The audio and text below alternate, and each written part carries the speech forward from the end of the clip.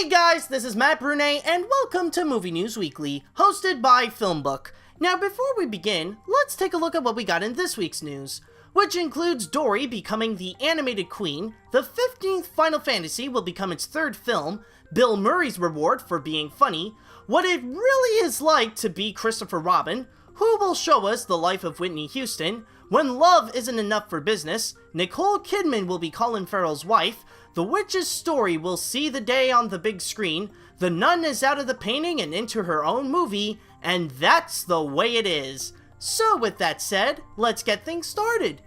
Animation has been taken to a whole new level. Finding Dory has officially broken the records for the biggest opening ever for an animated feature. On Thursday night, it beat last year's Minions record with 9.2 million. On Friday, it beat Shrek the Third for the single-day record with $54.9 million, and also beat that film for the opening weekend with a total of about $136 million. This also makes Finding Dory the second biggest opening in June behind Jurassic World. The other new movie released this week, Central Intelligence, manages to sit well in second place with about $34.5 million. Meanwhile, last week's movies came tumbling down behind the new films, including The Conjuring 2 in third with less than $16 million, Now You See Me 2 with less than $10 million, and Warcraft getting a massive drop with just $6.5 million. Following from behind include X-Men Apocalypse and Teenage Mutant Ninja Turtles Out of the Shadows with more than $5 million, Me Before You with more than $4 million, and Alice Through the Looking Glass with more than $3.5 million. For the 15th installment, they may want to go elsewhere than make another game. Sony has announced at this year's E3 that there will be a motion-captured feature film called Kingslave Final Fantasy XV, based on the popular video game franchise. At the conference, they revealed a behind-the-scenes featurette and showed that Sean Bean and Lita Headey of Game of Thrones and Aaron Paul of Breaking Bad will be featured in the film. Paul, who will play Nixie in the film, stated that people are going to love this movie. Blood, sweat, and tears went into this. I'm just very happy to lend my voice to this incredible, complex character. Sony Pictures will release the film in selected theaters on August 19th. With all the laughs over the years with his unique style of humor, it's about time he gets something. Bill Murray is officially the 19th recipient to earn the Mark Twain Prize for American Humor given at the Kennedy Center. The president of the Kennedy Center, Deborah F. Reuter, stated, "His brilliant wit and infectious spirit continues to inspire our laughter across generations both on and off the screen. His unique brand of humor seems to defy time itself, always remaining relevant and relatable to new audiences, much like our award's namesake." When asked about the honor, Murray said, "I'm honored by this award and by its timing. I believe Mark Twain has rolled over his grave so much for so long that this news won't disturb his peace." Murray will be given the award in Washington, D.C. on October 23rd. Now here's a story that's much deeper than the 100 Acre Woods. Dormhall, Gleeson, and Robbie are set to star in the biographical film Goodbye Christopher Robin, which will be directed by Simon Curtis and written by Frank Cottrell Boyce for Fox Searchlight. The movie will look into the life of children's author A.A. Milne, played by Gleeson, his wife Daphne, played by Robbie, and Christopher Robin, whose toys were the inspiration for Milne to write the Winnie the Pooh books, and now their family tries to survive with the fame of the books. Curtis stated, "I am delighted to be collaborating with Frank Cottrell Boyce to tell the remarkable and poignant story of the family behind the creation of Winnie the Pooh. We are assembling a wonderful cast headed by two actors I am longing to work with." Here's a film that will be enjoyed by you and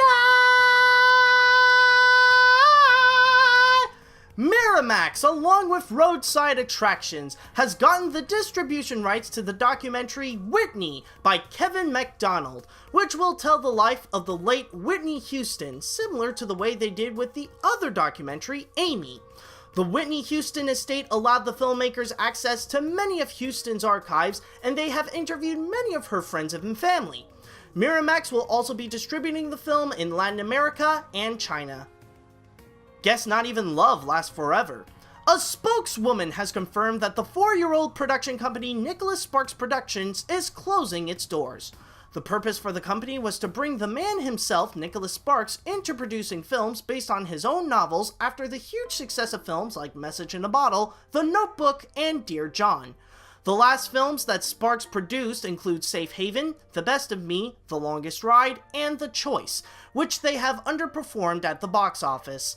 This explanation of his recent films not getting much attention could explain the company's closure. Sparks' next book, 2x2, has been set to be released this October. Okay, so this is not about a hunting movie. Okay, that makes sense, alright. Nicole Kidman is now in talks to be in The Killing of a Sacred Deer, which will be directed by Yorgos Lanthimos. Kidman will be playing the wife of the main character, played by Colin Farrell, who tries to integrate a pretty suspicious teenager into his family. Last year, Lanthimos made a big splash at Cannes with his movie The Lobster, which won the jury prize and made more than $5 million during its limited release. The production will begin filming this August. Broadway fans will definitely defy gravity with this news. Universal has announced a release date for the long-anticipated film adaptation of Wicked, which will be directed by Stephen Daldry. Now regarded as the 10th longest-running Broadway show of all time and nominated for 10 Tonys and getting 3, it was inspired by the Gregory Maguire novel Wicked, The Life and Times of the Wicked Witch of the West. It was also noted to launch the careers of people like Idina Menzel and Kristen Chenoweth. The movie version will finally see the light of day on December 20th, 2019. That crazy old nun is at it again! New Line has announced that they will be making a spin-off film based on the demonic nun that came out of one of the main character's paintings from The Conjuring 2, simply called The Nun. No director or actors are confirmed to be in this new film, but writers David Leslie Johnson and Chad and Carrie Haynes will be writing the script, while the director of both Conjuring films, James Wan and Peter Safran, will step in as producers. This will not be the first spin-off film that came from The Conjuring.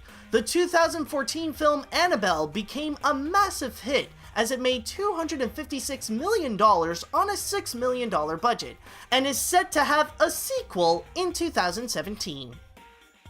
Leave it to the hands of the master filmmaker to talk about the master journalist. Steven Spielberg and Mark Platt at Amblin Entertainment are set out to produce a film about Walter Cronkite from a pitch done by Matt Charman. The movie will be focusing on Cronkite's involvement with the Vietnam War and how he helped getting people against it. This will not be the first time that Spielberg, Platt, and Charman will work together, as they've previously teamed up for the Oscar-winning Bridge of Spies. There have been no confirmation yet if Spielberg will also be on board to direct the Cronkite film. And that's all I've got for this week. Thank you guys so much for watching, and don't forget to head on down to film-book.com for all the latest movie and TV news, along with their columns on the box office and their theatrical release schedule. Also, you can follow them on whatever social media you'd like. And while you're at it, you can follow me on my YouTube, Facebook, and Twitter if you're more into stuff like animation, Disney, and my weird sense of humor. If you were watching this on YouTube, then hit that like button and come subscribe to us, and also leave a little comment on what you think on the news this week. If you were listening to this on a podcast on iTunes or any other podcast service, then don't forget to rate and review what you just heard. Tune in next time for another round of Movie News Weekly, and until next week, see you later, dudes!